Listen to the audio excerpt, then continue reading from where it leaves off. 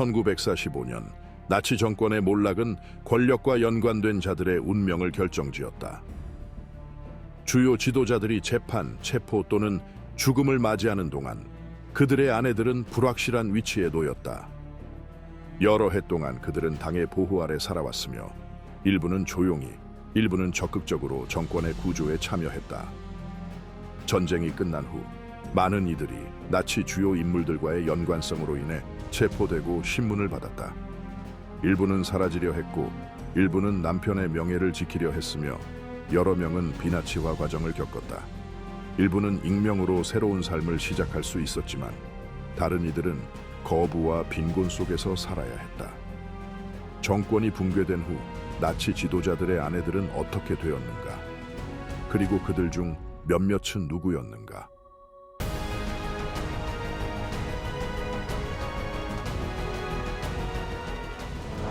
히틀러 곁의 그림자, 에바 브라운.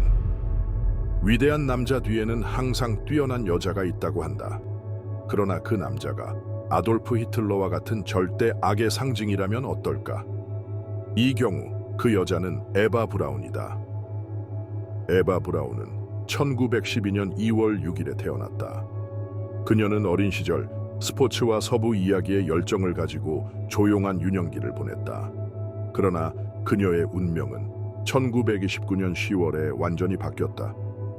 그녀는 당시 하인리히 호프만의 사진 스튜디오에서 일하고 있었는데 그는 히틀러의 사진을 찍는 사람이기도 했다.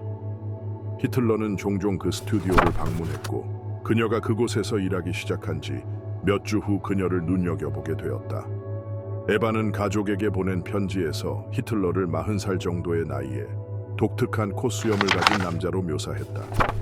그는 여성들에게 항상 친절하게 말을 걸었고 오페라에 초대하는 간단한 제안으로 두 사람의 관계가 시작되었다. 히틀러는 에바의 혈통을 조사하여 유대인 조상이 없는지 확인한 후에야 관계를 진전시켰다. 그러나 두 사람의 관계는 순탄하지 않았다.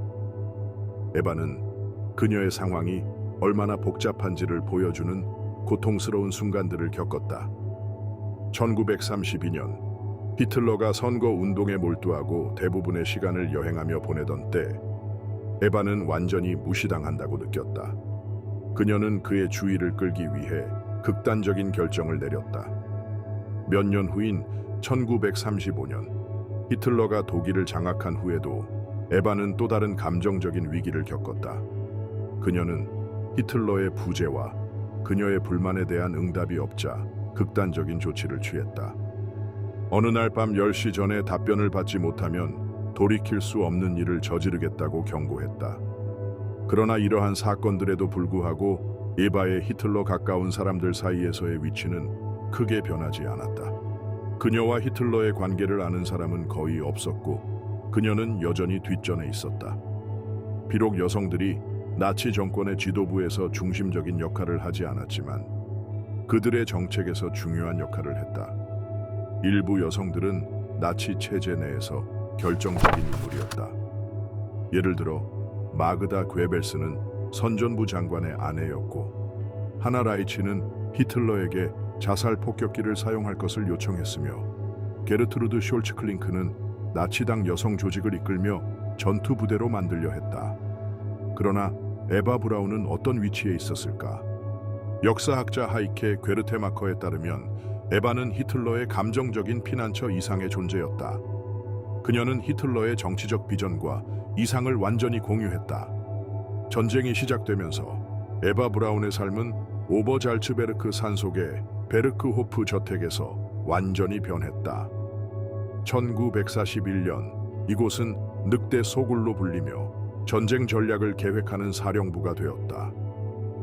시간이 지나면서 장교들의 방문이 잦아지고 사생활은 사라졌다. 히틀러는 전선을 감독하고 공세를 지휘하는 데 많은 시간을 보냈다. 에바는 공산주의가 패배하고 영국과의 협정이 이루어지면 평화가 돌아올 것이라고 믿었다. 그녀는 여러 편지에서 전쟁이 끝나고 독일이 문화적 발전을 계속할 수 있는 안정된 시기가 오기를 바랐다. 1942년 히틀러가 오버잘츠베르크에 자주 나타나지 않게 되면서 에바는 그를 사진 찍고 따뜻한 분위기를 조성하는 데 몰두했다. 그녀는 전쟁이 가져온 거리감을 견디지 못했다. 그녀의 일기에는 다음과 같은 글이 적혀 있었다. 날씨는 멋지지만 독일에서 가장 중요한 남자 옆에 있는 나는 집에 있어야 하며 밖을 바라보고 있어야 한다. 또 다른 일기에는 그녀의 고통이 담겨 있었다. 하느님, 적어도 3달 동안의 부재 후에 한마디라도 답변해 주세요. 괴벨스의 글에서는 1943년 6월 25일에 에바가 예술적 주제에 대해 지식이 풍부하고 히틀러에게 견고한 지지자라고 언급되어 있다. 독일의 전쟁 상황은 급격히 악화되었다. 히틀러도 신체적으로 지친 기색이 역력했다. 에바 브라운은 결말이 가까워졌음을 깨닫고 유언장을 작성했다. 1945년 1월 16일 히틀러는 베를린의 지하 벙커로 이동했고 에바도 그를 따라갔다. 소련군이 수도로 진격하는 동안 에바는 비서들과 함께 매일 무기 사용법을 연습했다. 그녀의 편지에는 다음과 같은 내용이 있었다. 우리는 매일 사격 연습을 하며 이제 어떤 남자도 우리와 겨룰 수 없을 정도가 되었다. 전쟁이 끝난 후 히틀러는 괴벨스와 에바 브라운을 포함한 모든 사람들에게 벙커를 떠나 안전한 곳을 찾으라고 명령했지만 두 사람은 그의 곁에 남기로 결심했다. 모든 것이 끝나기 전에 문서들이 파괴되었지만 일부 에바의 일기 페이지는 미군에 의해 회수되었다. 1945년 4월 29일 히틀러는 개인 유언장을 준비하고 벙커에 남아있던 소수의 사람들 앞에서 에바와 간단한 결혼식을 올렸다. 결혼식을 위해 임시로 반지를 만들었지만 그녀의 손가락에 맞지 않았다. 1945년 4월 30일 두 사람은 히틀러의 방으로 들어갔다. 이후 벙커의 직원들은 두 사람의 시신을 총리 관저 밖으로 옮겨 화장했다. 소련군이 베를린에 진입하여 벙커를 수색했을 때 그들은 부분적으로 타버린 시신을 발견했다.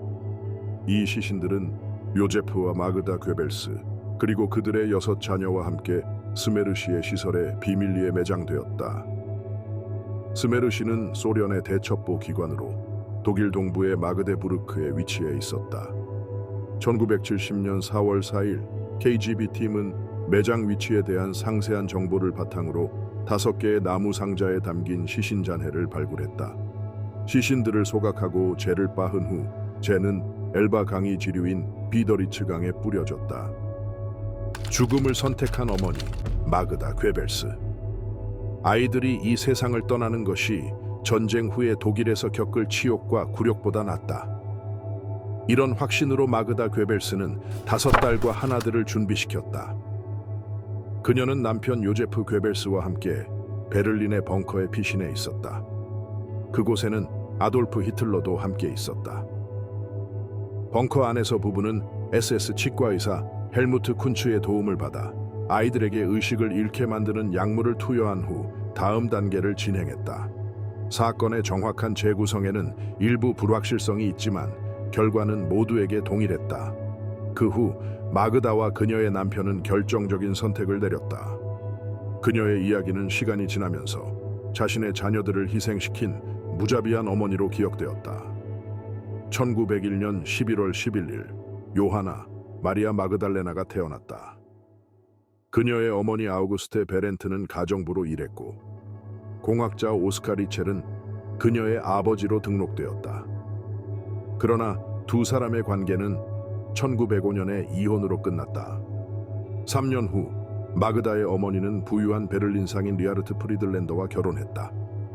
그는 여러 해 동안 교류해온 사람이었다. 1916년에 발표된 연구에 따르면 리하르트가 마그다의 친아버지일 가능성이 있으며 이는 괴벨스의 아내가 유대인 혈통을 가졌음을 의미한다. 마그다는 벨기에의 수녀원 기숙학교에서 엄격한 규율 아래 자라났다. 제1차 세계대전이 발발하면서 그녀의 교육은 베를린에서 계속되었고 그곳에서 불교 철학에 관심을 가지며 비폭력을 옹호했다. 기숙학교를 떠난 후 마그다는 백만장자 사업가이자 과부인 귄터 콰트와 만났다. 두 사람은 서로에게 매력을 느꼈고 1921년 1월 4일 바트 고데스베르크에서 결혼식을 올렸다. 그 해에 아들 하랄트가 태어났다. 그러나 초기의 열정은 금세 사라졌다. 마그다는 전통적인 가치관을 가진 가정에서 갇혀 지내는 것 같았고 남편은 일에 몰두하느라 멀게만 느껴졌다. 그런 상황에서 마그다는 시오니즘 운동과 관련된 유대인 학생 하임 비탈리 아를로소로프를 만나 연애를 시작했다. 귄터가 이 관계를 알게 되자 분노하여 1929년 마그다를 집에서 쫓아냈다. 귄터의 후한 연금 덕분에 마그다는 아들 하랄트와 함께 베를린의 우아한 저택에 정착할 수 있었다. 그러나 그녀의 삶은 1930년 여름에 예상치 못한 방향으로 흘러갔다. 당시 나치 선전부 책임자였던 요제프 괴벨스가 베를린의 스포츠 궁전에서 연설을 할 예정이었다. 상류 사회에서 영향력 있는 인물이 된 마그다는 새로운 오락을 찾아 그 집회에 참석했다. 괴벨스의 열정적인 연설에 깊은 인상을 받은 그녀는 집회가 끝난 후 나치당에 가입했다. 얼마 지나지 않아 그녀는 당의 지역 지부에서 중요한 인물이 되었다. 처음에는 당 사무소에서 자원봉사로 일하다가 결국 제2인자의 비서직을 얻었다. 그곳에서 그녀는 괴벨스를 직접 만나게 되었고 그의 기사와 논평을 정리하는 일을 돕기 시작했다. 괴벨스는 외모가 뛰어나지 않았지만 키가 작고 다리를 절며 걸었다. 그러나 마그다는 그에게 완전히 매료되었다. 그의 매력에 빠진 괴벨스는 일기에 다음과 같이 썼다. 우리는 서로에게 엄숙한 약속을 했다. 승리를 거두면 결혼하자. 더 행복할 수 없다. 마그다와 괴벨스의 관계는 견고했지만 그녀가 히틀러를 만나면서 그 관계는 더욱 깊어졌다. 그녀는 나치 지도자의 측근 여성 중 한 명이 되었다. 1931년 12월 19일 마그다와 괴벨스는 결혼식을 올렸고 히틀러는 그들의 결혼식에서 주례를 맡았다. 결혼 후 부부는 베를린의 라이히스 칸첼러 플라츠에 있는 고급 저택에 정착했다. 이곳은 나치 상류 사회의 모임 장소로 자리 잡았고 정권의 중요한 구조적 지점이 되었다. 이후 몇 년 동안 6자녀가 태어났는데 그들의 이름은 모두 H로 시작했다. 이는 제3제국의 지도자를 기리기 위한 것이었다. 마그다는 독일 모성의 상징으로서 독일 모성 명예 훈장을 받았다. 그러나 그녀의 위치에도 불구하고 부부는 문제를 피할 수 없었다. 괴벨스가 22세의 체코 여배우와 관계를 맺고 있다는 사실이 밝혀졌을 때 마그다는 큰 충격을 받았다. 그녀 자신도 외도를 저지른 적이 있었지만 그녀는 히틀러에게 이혼 허락을 구했다. 그러나 히틀러의 대답은 단호했다. 안 된다. 이혼은 정권에 스캔들을 일으켜 괴벨스의 명예를 실추시킬 수 있었다. 1942년부터 마그다의 건강은 악화되기 시작했다. 신경장애로 인해 얼굴에 심한 경련이 일어났고 심장 문제와 우울증이 그녀를 괴롭혔다. 그러나 그녀는 여전히 당의 신념에 매달렸고 최종 해결로 이어진 결정들에 반대하지 않았다. 그녀의 충성심은 결코 흔들리지 않았다.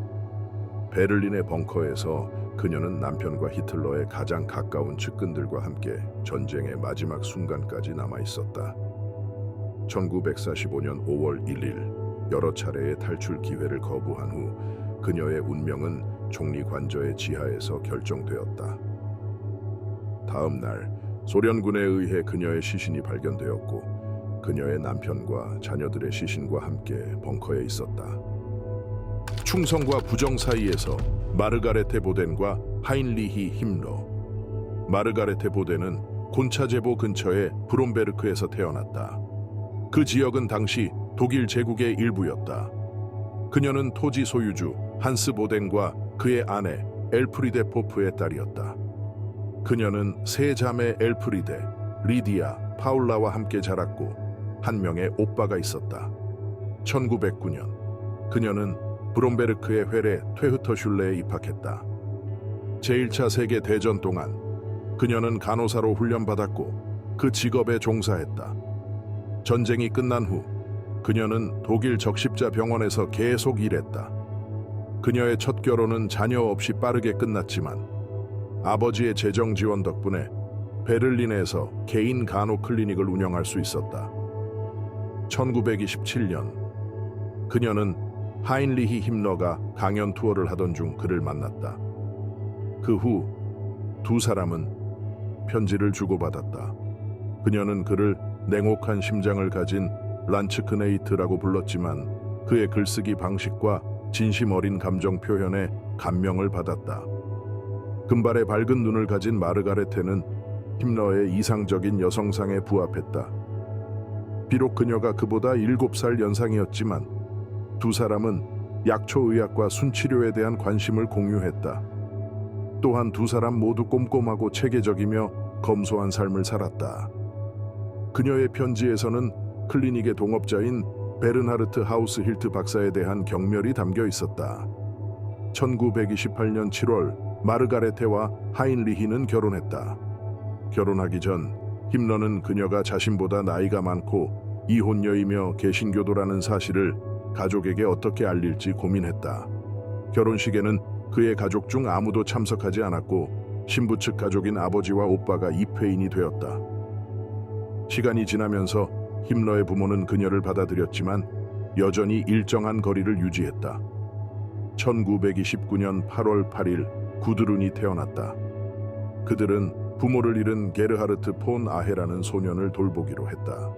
마르가레테는 클리닉 지분을 팔아 그 돈으로 뮌헨 근처의 발트루데링에 토지를 구입했다. 그곳에서 그들은 사전 제작된 주택을 지었다. 하인리히가 자주 집을 비우자 마르가레테는 재산을 관리하는 일을 맡았다. 특히 가축을 키워 판매하려는 시도는 큰 성공을 거두지 못했다. 히틀러가 1933년 1월에 권력을 잡자 가족은 먼저 뮌헨의 므헬슈트라세로 이사한 후 1934년에 테겐 호수 근처에 집을 구입하여 그곳에 정착했다. 나중에 힘러는 베를린 교회의 달렘에 넓은 공식 주택을 마련했다. 그의 남편이 공무에 전념하면서 두 사람 사이의 접촉은 점점 줄어들었다. 힘러의 형 게브하르트는 마르가레테를 냉정하고 신경이 예민하며 애정이 부족한 사람으로 묘사했다. 그러나 그녀는 자신의 역할을 충실히 수행했고 남편에 대한 충성심을 보였다. 1928년부터 마르가레테는 국가사회주의 독일 노동자당의 당원으로 등록되어 있었고 당원 번호는 97,250이었다. 힘러의 업무 부담이 커지면서 두 사람 사이에 긴장이 고조되었지만 그들은 여전히 사회적 행사에 함께 참석했고 라인하르트 하이드리히의 저택을 자주 방문했다. 마르가레테는 수요일마다 SS 고위 인사들의 아내를 초대하여 차와 커피를 나누는 모임을 열었다. 그러나 그녀는 조직 내에서 인기를 얻지 못했다. 전 히틀러 청소년단 지도자 발두르 폰 슈라우는 회고록에서 힘러가 가정에서 끊임없이 압박을 받았으며 마르가레테의 요구에 굴복해야 했다고 언급했다. 1938년 뉘른베르크 당대회 동안 그녀는 SS 고위 간부들의 아내들과 논쟁을 벌였다. 라인하르트 하이드리히의 아내 리나와의 관계도 좋지 않았다. 로버트 게르바트는 두 사람 사이의 적대감이 상호적이었다고 언급했다. 몇 년 후 리나는 슈피겔과의 인터뷰에서 마르가레테를 유머 감각이 없고 사고가 경직된 사람으로 묘사했다. 또한 그녀는 개방된 공간을 싫어했다고 언급했다. 헤드비히 포트하스트는 1936년에 힘러의 비서로 일하기 시작했고 1939년에 그의 정부가 되었다. 1941년에 그녀는 직책을 그만두었다. 힘러와의 사이에서 두 아이를 낳았는데 헬게는 1942년에 나네테 도로테아는 1944년에 베르히테스가덴에서 태어났다. 마르가레테는 뮌헨 근처의 바이에른 주그문트 암 테겐제에 살고 있었다. 그녀는 1941년경에 남편의 외도 사실을 알게 되었지만 이미 두 사람 사이는 끝난 상태였고 딸의 안녕을 위해 상황을 받아들이기로 했다.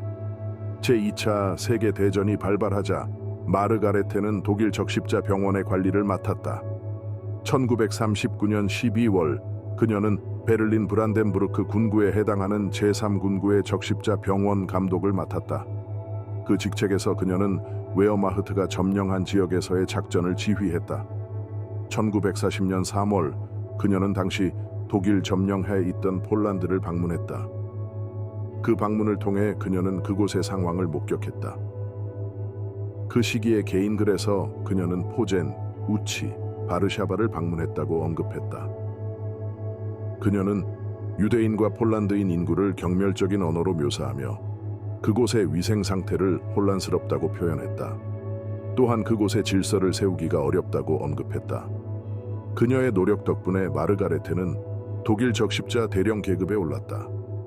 1945년 2월 그녀는 게브하르트 힘러에게 보낸 편지에서 남편에게 부여된 책임에 대해 경외심을 표현하며 그의 역할이 중요하다고 강조했다. 또한 모든 독일인이 그를 존경하고 있다고 언급했다. 마르가레테와 힘러의 관계는 1945년 4월에 그녀가 그문트의 집에서 마지막으로 그를 만났을 때 끝이 났다. 그녀는 그곳에서 구드룬과 시간을 보냈다. 연합군이 징역하면서 마르가레테와 구드룬은 1945년에 그문트의 저택을 떠났다. 1945년 5월 미군이 이탈리아 볼차노에 도착한 후 두 사람은 체포되어 여러 수용소로 이송되었다. 수용소에서 그녀는 신문을 받았지만 남편의 공식 활동에 대해 아는 바가 없다는 결론이 내려졌다. 그녀의 답변은 그녀의 즉각적인 환경에만 국한된 사고를 보여주었다. 그녀는 남편의 공식 활동에 대해 전혀 모른다고 주장했다. 1945년 9월 그녀는 뉘른베르크 재판에서 다시 신문을 받았다.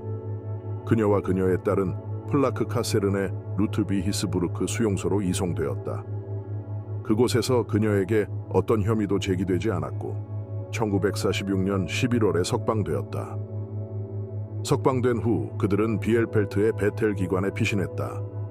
베텔 기관의 이사회는 그녀의 체류를 지지했지만 그녀의 존재는 논란을 일으켰다. 1947년 6월 뉴욕 트리뷴은 하인리히 힘러의 미망인이 점잖은 여성으로 살아가고 있다는 제목의 기사를 실었다. 1948년 마르가레테는 비엘펠트에서 비교적 경미한 가해자 카테고리 3로 분류되었다. 이는 그녀가 비나치화 과정을 거쳐야 한다는 것을 의미했다. 2년 후 그녀는 변호사를 고용하여 이 분류에 이의를 제기했다. 그녀는 국가사회주의 독일 노동자당에 가입한 것은 상징적인 행위일 뿐이며 적십자에서의 경력은 1914년부터 시작되었다고 주장했다. 또한 그녀는 SS 최고 지도자의 아내였지만 정치의 중심에 서 있지 않았다고 주장했다. 덴마크의 비나치화 위원회는 그녀의 사건을 검토하고 그녀가 나치당의 사상과 남편의 결정을 지지했을 가능성이 높다고 결론지었다. 항소 과정에서 그녀의 변호인은 그녀가 남편의 행위에 대해 책임질 수 없다고 주장했다. 그들은 그녀에 대한 판결이 가족 연좌제 시펜하프트에 기초한 것이라고 주장했다.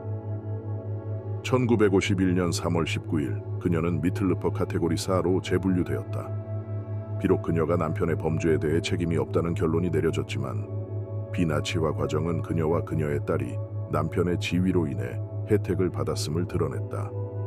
이 사실로 인해 바이에른 주의 총리 한스 에하르트는 영국 점령 지구에서 또 다른 비나치화 절차를 촉진했다. 이번에는 마르가레테와 하인리히가 그문트에 소유한 저택의 소유권을 놓고 논쟁이 벌어졌다. 1953년 1월 15일 뮌헨에서 열린 최종 청문회에서 그녀는 가해자 카테고리 2로 분류되었다. 이에 따라 그녀는 30일간의 강제 노동을 부과받았고 연금과 투표권을 박탈당했다. 1952년 구드루는 베텔을 떠났다. 3년 후 마르가레테는 하이픈에 정착하여 리디아와 양자 게르하르트와 함께 살았다. 그녀의 여생은 뮌헨에서 구드룬과 함께 보냈다. 구드룬은 아버지의 기억을 지키기 위해 헌신적으로 싸웠다. 역사학자 피터 롱게리히는 마르가레테가 남편의 비밀 프로젝트나 계획에 대해 아는 바가 거의 없었을 것이라고 언급했다. 그녀의 후기 진술에서 그녀는 나치즘의 범죄에 대해 전혀 몰랐다고 주장했지만 그녀의 이념에 부합하는 행동을 했다. 위르겐 마트하우스는 그녀를 운동 내에서 확고한 신념을 가진 사람으로 묘사하며 그녀의 반유대주의 성향은 일관되게 유지되었다고 언급했다. 비록 그녀가 범죄에서 벗어나려 했지만 그녀는 그것들로부터 이익을 얻었다. 마르가레테는 1967년 72세의 나이로 뮌헨에서 사망했다. 그녀의 죽음은 거의 주목받지 못했으며 공식적인 추모나 인정은 없었다. 제3제국의 궁정으로 에미 괴링 에미 요한나 헨리 존네만은 1893년 3월 24일 함부르크에서 태어났다. 그녀는 풍요로운 환경에서 자라며 문화적 학문적 교육을 받았다. 어린 시절부터 연극에 대한 열정을 가지고 있었던 그녀는 바이마르 국립극장에서 데뷔하여 관객들을 매료시켰다. 1916년 23세의 나이에 그녀는 카를 퀘스틀링과 결혼했다. 두 사람은 연극에 대한 열정을 공유했지만 개인적인 차이와 직업적인 목표로 인해 1926년에 결별했다. 그 후 그녀의 운명은 예상치 못한 방향으로 흘러갔다. 1930년대 초 독일의 정치 상황이 점점 더 긴장되는 가운데 에미는 헤르만 괴링을 만났다. 그는 이미 나치당 내에서 두각을 나타내고 있었다. 두 사람의 관계는 사교 모임에서 시작되었고 시간이 지나면서 더욱 깊어졌다. 1935년 4월 10일 괴링의 첫 번째 아내 카린이 사망한 지 얼마 지나지 않아 에미와 괴링은 아돌프 히틀러가 입회인으로 참석한 가운데 화려한 결혼식을 올렸다. 그 순간부터 그녀의 삶은 완전히 바뀌었다. 그녀는 무대에서 벗어나 화려한 연회와 공식 행사를 주재하는 안주인이 되었다. 루프트바페의 최고 지휘관인 남편을 따라다니며 중요한 만찬과 행사를 주최했다. 그녀는 남편이 제공하는 사치스러운 삶을 즐겼다. 1938년 6월 2일 그녀의 딸 에다가 태어났다. 에다의 이름은 베니토 무솔리니의 후손을 기리는 것이라고 알려져 있으며 이는 그녀의 가족이 정권 내에서 권력을 상징하는 존재로 자리 잡았음을 의미했다. 그러나 그녀의 역할은 대중에게 보여지는 이미지나 사치스러운 환경에만 국한되지 않았다. 나치 정권이 공고해지면서 내부 갈등도 점점 더 드러났다. 에미는 에바 브라운과 자주 충돌했다. 에바는 히틀러와 가장 가까운 여성이었다. 에미는 자신감 있고 약간의 우월감을 가지고 행동했으며 에바와의 대화는 종종 아이러니와 비꼬므로 가득했다. 이러한 갈등은 그녀의 사회적 지위에 영향을 미쳤고 중요한 모임이나 행사에서 배제되는 경우도 있었다. 그러나 그녀는 이러한 상황을 그냥 넘기지 않았다.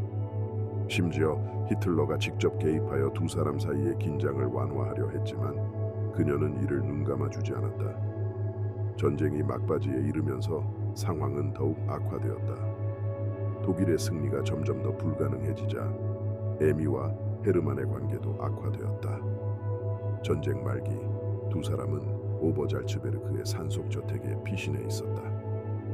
그곳에서 그들은 전선의 소식을 전해 듣며 불안과 공포를 느꼈다.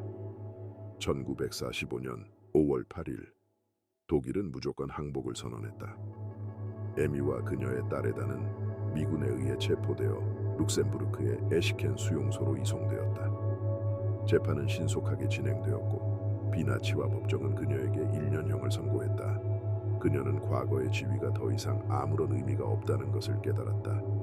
석방된 후 그녀는 새로운 어려움에 직면했다. 그녀의 재산의 30%가 몰수되었고 연극 무대에 서는 것이 5년 동안 금지되었다. 그녀는 예술 활동에서 완전히 배제되었다. 그녀는 뮌헨에서 새로운 삶을 시작하려 했다. 시간이 지나면서 그녀는 소박한 일상에 적응해 나갔다. 1951년 그녀는 작은 아파트를 찾아 정착했고 일상을 재건해 나갔다. 그녀는 글쓰기에 몰두하며 위로를 찾았다. 1967년 그녀는 자신의 자서전 안더 사이드 메인스만을 출간했다. 이 책에서 그녀는 헤르만과의 삶을 회고하며 자신의 경험을 나누었다. 1972년 이 책은 My Life with Goring이라는 제목으로 영어로 번역되어 더 많은 독자들에게 전해졌다. 그러나 이 책은 그녀의 역사적 위치를 재정립하는 데 큰 도움이 되지 못했다. 에미 괴링은 1973년 6월 8일 뮌헨에서 80세의 나이로 사망했다. 그녀의 건강 상태는 악화되었고 그녀의 삶은 여전히 논란의 대상이었다. 그녀의 장례식에서 일부 사람들은 그녀를 나치 지도자의 미망인으로 보았고 다른 이들은 그녀를 화려함과 몰락의 시대를 목격한 사람으로 기억했다. 아우슈비츠의 벽 너머 헤드비히 헤스의 이야기. 1908년 3월 3일 헤드비히 헨젤이 태어났다. 그녀의 삶은 어린 시절부터 중요한 결정과 만남으로 인해 인류 역사상 가장 어두운 사건 중 하나인 아우슈비츠와 연결되었다. 그녀는 1929년 8월 17일에 루돌프 헤스와 결혼했다. 그는 얼마 전 석방된 후였다. 그는 정치적 동기로 인한 살인 혐의로 체포되었지만 그녀는 그의 과거에 대해 크게 신경 쓰지 않았다. 그녀의 관심은 가정의 안정을 유지하는 것이었다. 부부는 폼메라니아의 농장에서 삶을 시작했다. 그곳에서 그들은 평화와 고립을 찾았다. 그러나 그 평화로운 시기는 오래가지 않았다. 전쟁과 정치가 그들의 삶을 어둠 속으로 이끌었다. 시간이 지나면서 그들의 가족은 클라우스, 한스 위르겐, 하이데 트라우트, 잉게 브리기트, 안네 그레트로 이루어진 5 자녀로 늘어났다. 그들의 집은 아이들의 웃음소리와 놀이로 가득했지만 그 웃음소리는 아우슈비츠 수용소에서 울려 퍼지는 비명소리와 공존했다. 헤드비히와 그녀의 자녀들은 수용소 바로 옆에 위치한 저택에 살고 있었다. 그녀는 그 집을 진정한 낙원이라고 묘사했다. 창문 밖으로는 화장터의 굴뚝이 보이지 않았다. 높은 콘크리트 벽이 그 끔찍한 광경을 가리고 있었다. 그 벽은 그녀의 자녀들을 보호하는 것뿐만 아니라 그녀 자신의 현실 인식도 보호하는 역할을 했다. 그녀는 중요한 나치 인사들을 접대하며 연회를 열었다. 한스 프랑크와 아돌프 아이히만 같은 고위 인사들이 그녀의 집을 방문했다. 수용소에서는 수천 명의 죄수들이 목숨을 잃고 있었지만 그녀는 테라스에서 커피를 마시며 아이들이 놀고 있는 모습을 지켜보았다. 시간이 지나면서 헤드비히가 아우슈비츠에서 일어나는 일에 대해 얼마나 알고 있었는지에 대한 의문이 제기되었다. 일부 사람들은 그녀가 진실을 알지 못했다고 주장한다. 그녀는 의도적으로 무지한 상태를 유지하여 일상을 지키려 했다고 한다. 다른 이들은 그녀가 상황을 인식하고 있었지만 자녀들의 안녕과 자신의 편안함을 위해 외면했다고 주장한다. 여러 해 동안 그녀의 가족은 특권을 누리며 살았다. 그들은 유럽을 휩쓴 파괴로부터 멀리 떨어져 있었다. 그러나 전쟁이 끝나가면서 나치 정권이 붕괴하는 것은 피할 수 없는 일이 되었다. 그녀의 삶도 급격히 변했다. 루돌프는 연합군의 징역을 피해 아우슈비츠를 떠나 가명을 사용하며 도피 생활을 시작했다.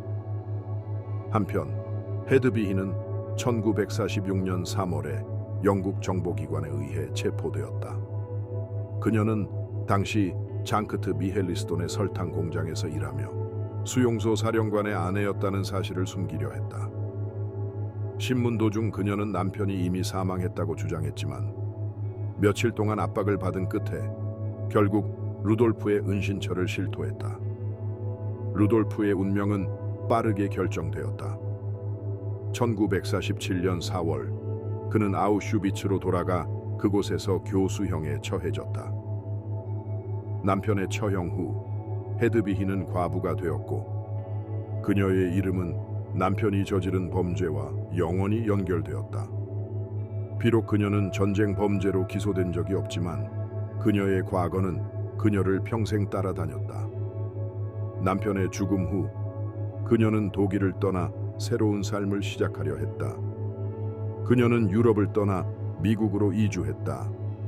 그곳에서 그녀는 조용한 삶을 살았고 일부 자녀들도 그녀를 따라 새로운 삶을 시작했다. 1989년 9월 그녀는 딸을 방문하기 위해 버지니아주 알링턴에 갔다가 그곳에서 81세의 나이로 사망했다. 그녀의 죽음은 조용히 이루어졌으며 그녀가 겪었던 많은 사건들로부터 멀리 떨어진 곳에서 일어났다. 결혼으로 맺어진 운명, 게르다 부흐와 마르틴 보르만. 게르다 부흐는 1909년 10월 23일에 태어났다. 그녀의 아버지 발터 부흐는 고위 군인이었으며 제1차 세계대전에 참전한 경험이 있었다. 어린 시절부터 그녀는 나치 사상의 영향을 받았다. 그녀는 나치즘이 유럽을 변화시킬 운동이라고 믿었다. 10대 시절, 그녀는 아돌프 히틀러와 가까워졌다. 그녀에게 그는 단순한 운동의 지도자가 아니라 아돌프 삼촌이었다. 이러한 관계 덕분에 그녀는 나치 엘리트들과 어울리게 되었다. 그곳에서 그녀는 마르틴 보르만을 만나게 되었다. 그녀의 아버지가 두 사람을 연결해 주었다. 당시 보르만은 큰 주목을 받지 못하고 있었지만 나중에 히틀러의 개인 비서가 되었다. 1929년 9월 2일 게르다와 마르틴은 결혼식을 올렸다. 결혼식에는 아돌프 히틀러와 루돌프 헤스가 입회인으로 참석했다. 이 결혼은 두 가족이 나치 운동에 얼마나 깊이 연관되어 있는지를 보여주는 상징적인 행사였다. 결혼 생활 동안 마르틴의 경력은 급속도로 발전했다. 그는 나치당 내에서 중요한 위치를 차지하게 되었다. 한편 게르다는 전통적인 아내의 역할을 수행하며 남편의 그림자 속에 머물렀다. 그녀는 나치 이념이 주장하는 이상적인 여성상을 구현한 인물이었다. 부부는 10명의 자녀를 두었다. 이는 나치 정권이 장려하는 출산 정책과 일치했다. 그들의 자녀들은 나치가 아리안 인종으로 규정한 사람들 사이에서 태어난 자녀들이었다. 그러나 그들의 결혼 생활은 평온하지만은 않았다. 게르다는 남편의 외도를 참아내야 했다. 나치 고위층 사이에서 흔히 볼 수 있는 일이었지만 그녀는 이를 받아들이고 가정을 지키는 데 전념했다. 그녀의 역할은 남편을 지지하고 자녀들을 돌보는 것이었다. 나치 정권이 몰락하면서 그녀의 삶도 혼란에 빠졌다. 연합군이 진격해 오자 그녀는 베르흐테스가덴에서 중요한 지시를 받았다. 그녀에게는 무기와 독약이 주어졌고 최후의 순간까지 저항하라는 명령을 받았다. 그러나 그녀는 그 명령을 따르지 못했다. 게슈타포는 그녀의 집에서 헤르만 괴링을 체포하려 했지만 실패했다. 결국 그녀는 연합군에 의해 체포되었다. 그녀의 집은 파괴되었고 그녀의 재산은 몰수되었다. 그녀의 삶은 완전히 무너졌다. 그녀는 수용소로 이송되었고 그곳에서 열일 동안 수감되었다. 그러나 그녀는 탈출에 성공했다. 그녀는 1000km 이상을 걸어 발트 해안에 있는 자신의 집으로 향했다. 그 여정은 7주 동안 계속되었다. 그녀는 전쟁으로 폐허가 된 땅을 가로지르며 살아남기 위해 싸웠다. 그러나 그녀의 운명은 이미 결정되어 있었다. 1946년 그녀는 자궁암 진단을 받았다. 수술 중에 사용된 수은 치료가 그녀의 상태를 악화시켰다. 1946년 4월 23일 그녀는 이탈리아 메라노에서 36세의 나이로 사망했다. 그녀의 시신은 호르스트 브리거라는 독일 군인과 함께 군사 묘지에 매장되었다. 그와 그녀 사이에는 아무런 연관이 없었지만 그들의 유해는 나란히 묻혔다. 그러나 그녀의 무덤은 오래가지 못했다. 얼마 지나지 않아 그녀의 유해는 발굴되어 바다에 뿌려졌다. 범죄자의 미망인 리나 폰 오스텐. 리나 폰 오스텐은 1911년 6월 14일에 태어났다. 그녀의 가족은 소규모 귀족 출신이었다. 그녀의 아버지는 시골 마을의 교사였고 그녀에게 중요한 가치를 심어주었다. 그녀는 어린 시절부터 정치에 관심을 가졌다. 1929년에 나치당에 가입한 그녀는 당시 상황에서 출세할 기회를 찾고 있었다. 1930년 12월 그녀는 라인하르트 하이드리히를 만났다. 그는 야심 넘치는 해군 장교였으며 변화를 꿈꾸는 독일의 상징적인 인물이었다. 두 사람은 키엘의 노클럽에서 열린 연회에서 처음 만났다. 그곳에서 젊은이들은 미래에 대한 기대를 품고 교류했다. 두 사람의 관계는 빠르게 발전했다. 만난 지 2주 만에 그들은 약혼을 발표했다. 1931년 12월 26일 그들은 그로센브로데의 교회에서 결혼식을 올렸다. 그들의 결혼 생활은 순조롭게 시작되었다. 클라우스, 하이더, 실케라는 세 자녀가 태어났다. 그러나 그들의 삶은 결코 평온하지 않았다. 라인하르트가 나치당 내에서 점점 더 중요한 위치를 차지하면서 그의 부재는 점점 더 길어졌다. 리나는 가정을 돌보며 자녀들을 홀로 양육해야 했다. 그녀의 삶은 남편의 출세와 함께 점점 더 복잡해졌다. 제2차 세계대전이 발발하면서 그녀의 삶은 더욱 어려워졌다. 정치와 전쟁이 그녀의 일상을 지배했다. 비록 그녀의 남편이 권력과 명예를 누렸지만 그녀의 가정 생활은 긴장으로 가득했다. 1942년 7월 딸 마르테가 태어났다. 그러나 그 시기에 라인하르트는 바쁜 일정 때문에 가정에 신경 쓸 여유가 없었다. 1942년 5월 27일 프라하에서 일어난 암살 시도로 인해 그의 삶은 끝이 났다. 그의 죽음은 리나에게 큰 충격을 안겨주었다. 그녀는 갑작스러운 상황에 직면해 미래에 대한 불확실성을 느꼈다. 처음에 그녀는 보헤미아에 머물렀지만 연합군의 징역으로 인해 독일로 이동해야 했다. 전쟁은 그녀에게 안정을 주지 못했다. 그녀는 과거의 추억이 남아있는 페멘에 피신했다. 그러나 그곳에서도 평화를 찾을 수 없었다. 소련군이 접근해 오자 그녀는 다시 도망쳐야 했다. 전쟁이 끝난 후 그녀는 체코슬로바키아 당국의 조사를 받았다. 그녀의 남편과의 연관성 때문에 그녀는 법적 절차를 겪어야 했다. 비나치화 과정은 그녀에게 큰 도전이었다. 그녀는 자신의 결백을 입증하기 위해 싸워야 했다.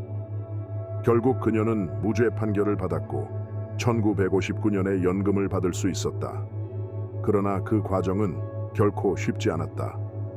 그녀의 삶에 새로운 전환점이 찾아왔다. 그녀는 핀란드 출신의 극작가이자 화가인 마우노 마니넨을 만났다. 두 사람은 결혼했고 함께 펜션을 운영했다. 그녀는 그곳에서 남편의 옛 동료들을 환영했다. 그러나 1969년 2월 화재로 인해 펜션이 전소되었다. 이 사건은 그녀의 삶에 큰 변화를 가져왔다. 그 후로 그녀는 대중의 시선을 피해 조용히 지내기로 결심했다. 그녀는 남편의 이미지를 바꾸기 위해 노력했다. 1976년 그녀는 라이벤 미트 에인 크리거스베르 브레처라는 책을 출간했다.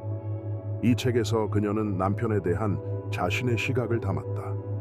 그러나 그녀의 노력은 논란을 일으켰다. 그녀는 역사학자들과 편지를 주고받으며 남편의 이미지를 재조명하려 했다. 그러나 그녀의 노력은 결국 실패로 끝났다. 1985년 8월 14일 리나 하이드리히는 페멘에서 생을 마감했다. 그녀의 삶은 논란과 갈등으로 가득했다. 그녀의 자녀들은 아버지의 그림자 속에서 자라났다. 여왕에서 망각으로 브리기테 헤르브스트 1895년 12월 29일 독일 아이토르프에서 마리아 브리기테 헤르브스트가 태어났다. 그녀는 가난한 가정에서 자랐다. 어린 시절 그녀는 학업을 일찍 포기하고 속기사와 비서로 일했다. 미넨 대학교를 포함한 여러 기관에서 일하며 소박한 삶의 즐거움을 누렸다. 1924년 5월 그녀는 바이에른 의회에서 일하던 중 한스 프랑크를 만났다. 그는 법학을 공부하며 나치당 내에서 영향력을 키워가고 있었다. 그의 자신감 넘치는 태도는 그녀의 마음을 사로잡았다. 두 사람은 곧 결혼했다. 1925년 4월 2일 그들은 결혼식을 올렸다. 그러나 두 사람의 관계는 여러 면에서 대조적이었다. 그녀는 실용적이고 냉정한 성격으로 모든 상황을 합리적으로 분석했다. 반면 그는 감정에 휘둘리는 경향이 있었다. 그녀는 나치당에 가입하지 않았지만 남편의 권력 기반을 이해하고 있었다. 그녀는 사적인 자리에서 히틀러와 나치 정권을 비판하곤 했지만 그것이 반항의 표시는 아니었다. 1939년 10월 한스 프랑크는 폴란드 총독으로 임명되었다. 그녀는 폴란드의 여왕이라는 별명을 얻으며 크라쿠프의 바벨성에서 사치스러운 삶을 살았다. 그러나 그녀는 주변의 비극을 외면했다. 그녀가 소유한 귀중품들은 주로 게토에서 약탈된 것들이었다. 그녀의 결혼 생활은 갈등으로 가득했다. 1927년에 태어난 지그리드, 1928년에 태어난 노르만, 1935년에 태어난 브리기테, 1937년에 태어난 미하엘, 1939년에 태어난 니클라스로 이루어진 5자녀는 그녀에게 큰 기쁨을 주지 못했다. 그녀의 강한 성격과 남편의 유약함은 집안의 끊임없는 긴장을 초래했다. 전쟁이 진행되면서 그녀의 삶은 더욱 어려워졌다. 1942년 한스가 옛 연인 릴리 그로와 재회할 가능성을 언급하자 그녀는 필사적으로 결혼을 지키려 했다. 그녀는 총독의 아내로서의 지위를 포기할 수 없었다. 1944년 말 그녀와 자녀들은 크라쿠프를 떠나 미넨으로 향했다. 1945년 1월 17일 한스는 소련군의 접근을 피해 도주했다. 그는 5월에 미군에 의해 체포되었다. 그의 재판은 위른베르크 재판으로 이어졌고 1946년에 사형이 선고되었다. 그의 처형은 그녀에게 큰 충격을 안겨주었다. 그녀는 이제 홀로 살아남아야 했다. 전쟁이 끝난 후 그녀는 가톨릭 추기경 미하엘 폰 파울하버의 도움을 받아 생계를 유지했다. 그러나 그녀의 삶은 여전히 어려웠다. 1945년 5월 폴란드 강제 노동자들이 그녀의 집을 습격했다. 그들은 집 안에 있던 와인을 발견하고 떠났다. 그녀는 아우크스부르크 괴긴겐 수용소에 수감되었다. 그곳에서 그녀는 일세 헤스와 에미 괴링 같은 다른 나치 고위층 아내들과 교류했다.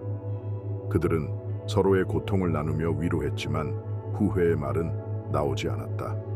1950년대 그녀는 생계를 위해 투숙집을 운영했다.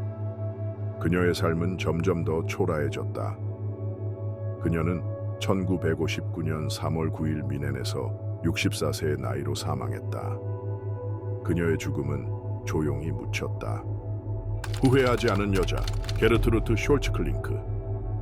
게르트루트 숄츠클링크는 1902년 2월에 태어났다. 그녀가 태어났을 때 독일은 제1차 세계대전의 패배로 인해 혼란스러운 상황이었다. 그녀는 소박한 가정에서 자랐으며 의무와 규율이 중요한 가치로 여겨졌다. 1929년 그녀는 나치당에 가입했다. 비록 여성의 전통적인 역할에 대한 시각이 보수적이었지만 그녀는 당내에서 빠르게 두각을 나타냈다. 1933년 그녀는 국가사회주의 독일 여성 동맹의 수장이 되었다. 그녀는 여성의 이상적인 모습을 어머니이자 가정의 주부로 규정했다. 나치 정권은 여성들이 제국의 아이를 낳고 가정을 돌보는 것이 가장 중요한 임무라고 주장했다. 법률이 개정되면서 많은 여성들이 의사나 변호사 같은 직업을 포기하고 가정으로 돌아가야 했다. 그녀는 이러한 변화를 이념적인 승리로 여겼다. 그러나 제2차 세계대전이 발발하면서 모순이 드러났다. 노동력이 부족해지자 여성들은 다시 공장과 농장으로 돌아가야 했다. 이는 그녀가 주장한 이상과는 반대되는 상황이었지만 그녀는 여전히 자신의 신념을 굽히지 않았다. 1940년 12월 그녀는 아우구스트 하이스마이어와 결혼했다. 두 사람은 각각 전 결혼해서 자녀를 합쳐 10명의 자녀를 두고 있었다. 그들의 가정은 나치 선전의 이상적인 모델로 자리 잡았다. 전쟁이 끝나가면서 상황은 점점 더 악화되었다. 1945년 5월 연합군이 베를린을 포위하자 그녀는 베벤하우젠에 있는 귀족의 도움을 받아 피신했다. 그녀는 가명을 사용하며 3년 동안 숨어 지냈다. 1948년 2월 그녀는 위조 문서로 인해 체포되었다. 그녀는 18개월의 징역을 선고받았고 추가로 30개월의 정치적 제재를 받았다. 1953년 그녀는 석방되었다. 그녀는 베벤하우젠에 정착하여 조용한 삶을 살았다. 그러나 그녀는 여전히 자신의 신념을 포기하지 않았다. 1978년 그녀는 자신의 책을 출간하여 나치 시절 여성의 역할을 옹호했다. 그녀는 여러 인터뷰에서 자신의 입장을 변호했다. 1999년 3월 24일 그녀는 97세의 나이로 사망했다. 그녀의 삶은 나치 정권에서 여성의 역할을 규정한 인물로서 기억되었다. 나치 지도자들의 아내들은 제3제국의 몰락과 함께 운명을 같이 했다. 에바 브라운과 마그다 괴벨스는 남편과 함께 최후를 맞이했다. 게르다 보르만과 리나 하이드리히는 전쟁이 끝난 후에도 살아남으려 애썼다. 일부는 게르트루트 숄츠클링크처럼 끝까지 자신의 신념을 포기하지 않았다. 이들의 이야기는 단순한 선전과는 거리가 멀다. 그녀들은 나치 정권의 수혜자로서 사치스러운 삶을 살았지만 그 사치의 대가는 수많은 사람들의 고통이었다. 비나치화 과정과 재판에서 그녀들은 큰 처벌을 피했지만 역사의 심판은 피할 수 없었다. 전쟁이 끝나면서 그녀들의 삶도 무너졌다. 나치 지도자들의 아내로서의 특권은 사라졌고 그녀들은 새로운 현실에 적응해야 했다. 그녀들의 이야기는 나치 정권의 몰락과 함께 사라졌지만 그녀들의 행적은 역사에 남아있다.